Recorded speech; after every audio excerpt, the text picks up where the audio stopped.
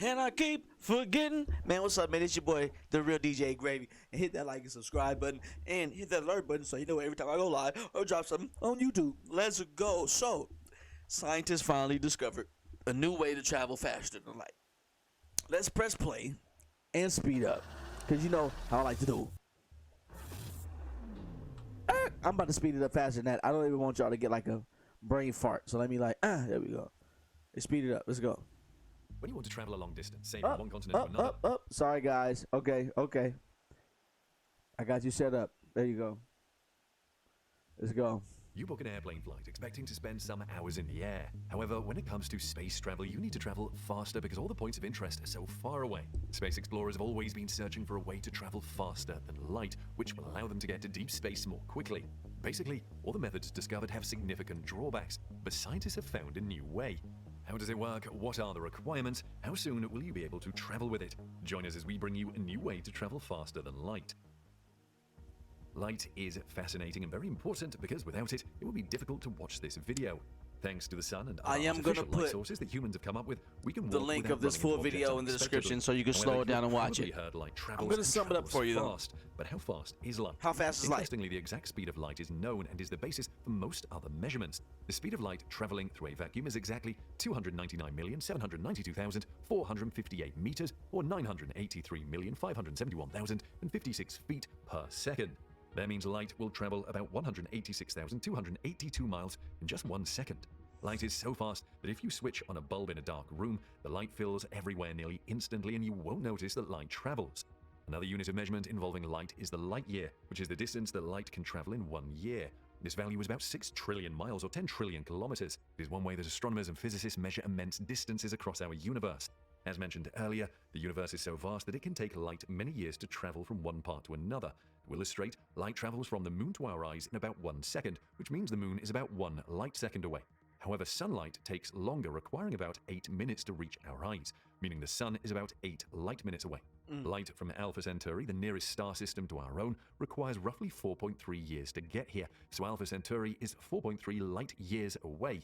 Other stars and objects beyond our solar system lie anywhere from a few light years to a few billion light years out. This is why everything astronomers see in the distant universe is literally history. When they study objects that are far away, they are seeing light that shows the object as they existed at the time that light left them. While there are lots of fascinating things So if we're looking at stuff that are billions of light years away, so are you saying that we're looking at planets that are billions of years in the past? So are you saying that we're watching the beginning of other planets being born? So are planets also looking at our own planet billions of years in the past? Like, oh, look at that beautiful blue planet. Okay, next. Look at that other blue planet. Okay, oh, there's a red planet. Oh, there's some gases. Oh, or like, are they looking at the Milky Way forming right now? Like how we're looking at Betelgeuse dying right now? If you don't know what Betelgeuse is, make sure you go look up Betelgeuse, the big red star. Or Betelgeuse, the other sun, or whatever. Light, scientists have tried to find a way to travel at the speed of light. This is interesting as humans will finally become an interplanetary species. For instance, SpaceX billionaire CEO Elon Musk wants to form a settlement on Mars, but his explorers have to bear at the minimum 5 months of travel through space before touching down on the red planet. This can even reach almost a year depending on how close the two planets are, and that is with all the hazards it brings before touching down on the red planet. However, with speed of light travel, they can make a long trip in less than 4 minutes. Researchers have tried many different methods to achieve traveling at a very high speed. However, until a scientist announced the new discovery we will bring you in this video, there has always been a problem that all other methods could not solve. Even to achieve 1% of the speed of light, which is still plenty fast as it can take you from Los Angeles to New York in a little over a second, is very hard. The problem, in a single word, is energy. Any object moving has energy due to its motion, and physicists call this kinetic energy. To go faster, you need to increase kinetic energy. The problem is that it takes a lot of kinetic energy to increase speed. To make something go twice as fast takes 4 times the energy. Oh. Making something go... Pause. I got a buggy catch. Okay, I'm going to have to edit this. Hold on.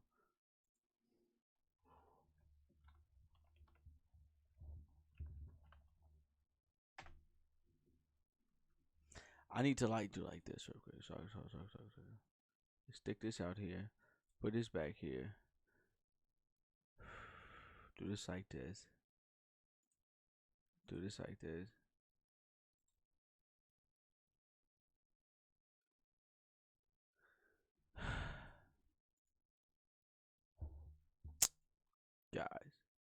What do you mean new audio device detected? Switch. X out. Get this back here. Okay. We're done.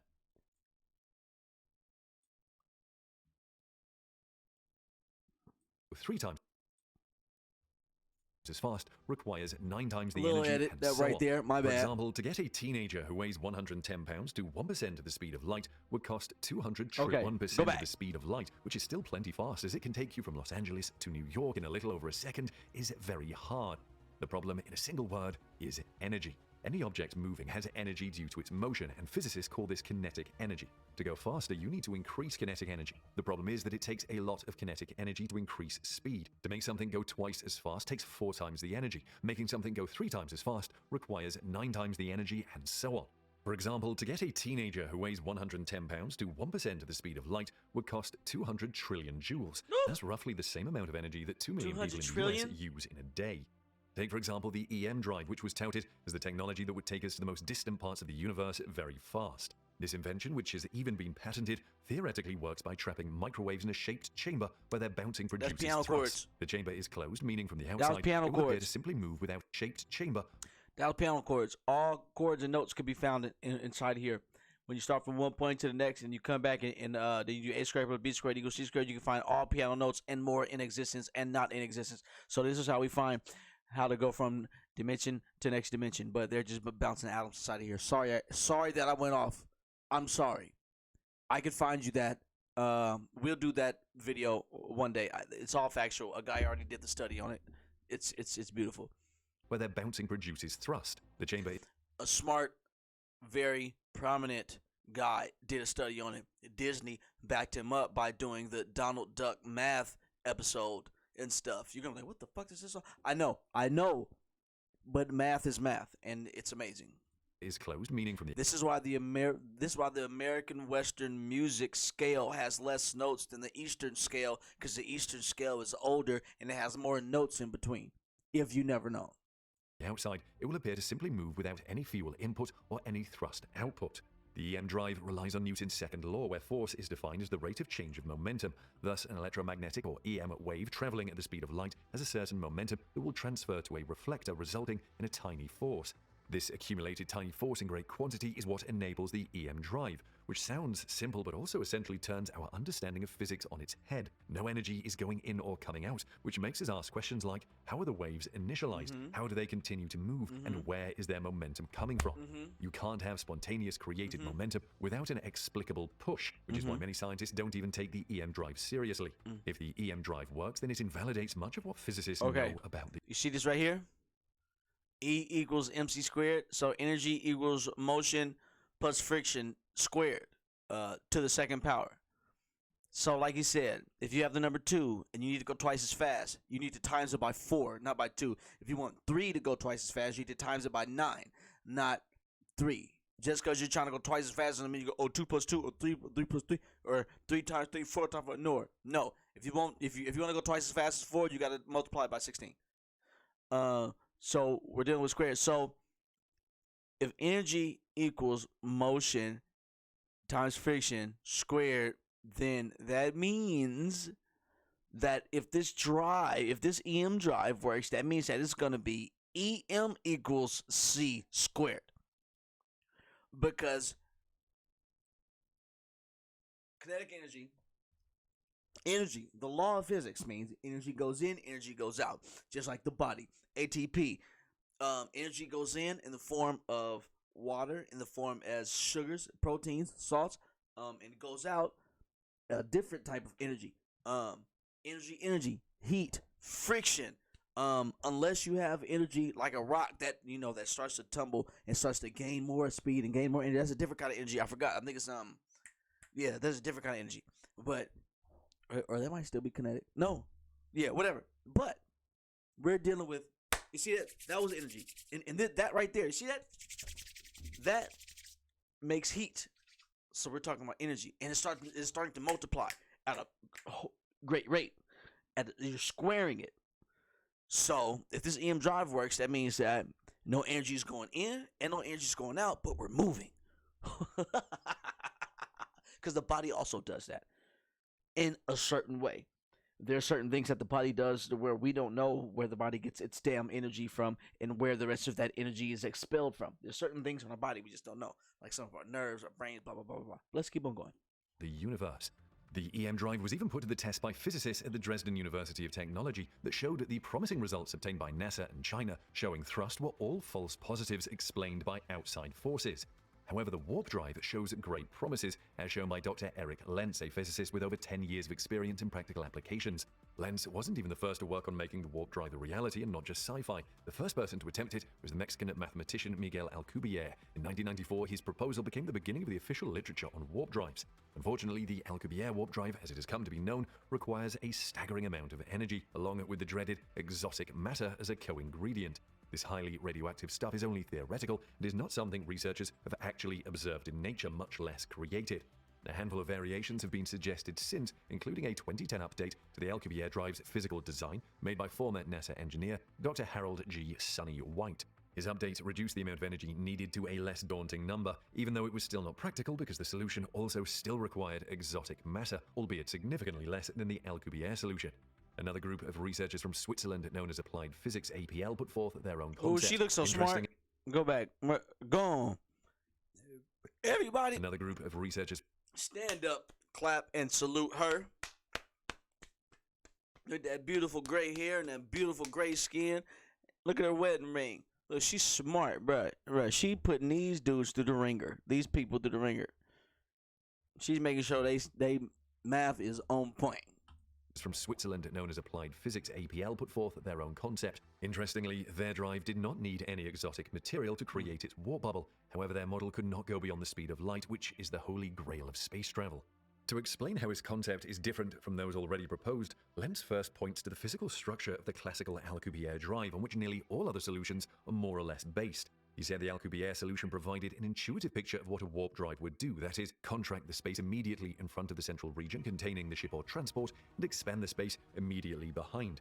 This shows the warp drive as a wave of curvature on which a ship will ride to its destination. Even though it is the cornerstone of warp travel, Lentz argues it is not even the essential feature. Instead, he says a solution proposed by physicist Jose Notario back in 2002 showed that the expansion and contraction weren't necessary to transport the ship forward. That work prompted him to rethink how a warp could be created using only traditional matter and not exotic matter.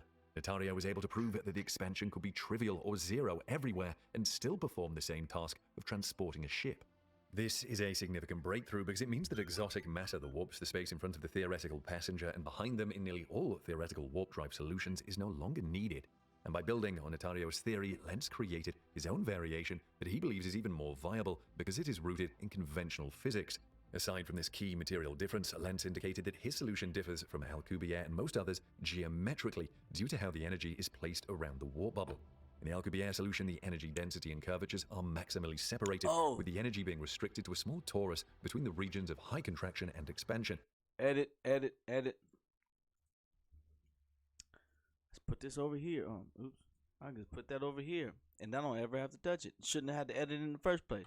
The curvatures and sources in Lentz's proposal are instead highly correlated, with the regions of high energy density and expansion and contraction overlapping almost exactly. It is these geometric distinctions between his concept and the traditional concepts that make Lentz's proposal a potentially more viable warp solution than those previously proposed. Of course, Lentz's warp drive is still completely theoretical. He does, however, see a few steps that can be taken right away to try to move his version closer to reality, which, like all previous drive theories, includes reducing the amount of energy needed. Where does Lentz want to take his warp drive from here? He said the next target is to make a warp bubble capable of moving at 1% the speed of light using a modern-day fission reactor. The physicist said he would consider patenting his warp drive, but he made it clear his work is just part of a larger, rapidly growing body of work in this area, and that the recent increase in warp drive concepts since Alcubierre's 1994 proposal gives those in his field hope that a real, testable version may be closer than we think. Lentz said it has been exciting to see how much progress has recently been made in the field of warp drive. He thinks many more advances are ready to be made and looks forward to seeing what the next. So I think that was kind of clickbait. I think that was big clickbait. I mean, they helped us.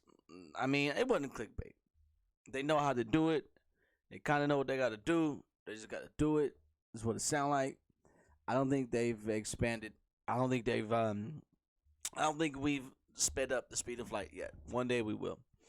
And this primitive way of going faster than light, then we still haven't gotten there yet. But I'm a conspiracy theorist. We've been doing this for a while. It's a whole bunch more going on than they're feeding us little by little, like fucking baby food. But hey, you guys, like and subscribe. Hit that notification button.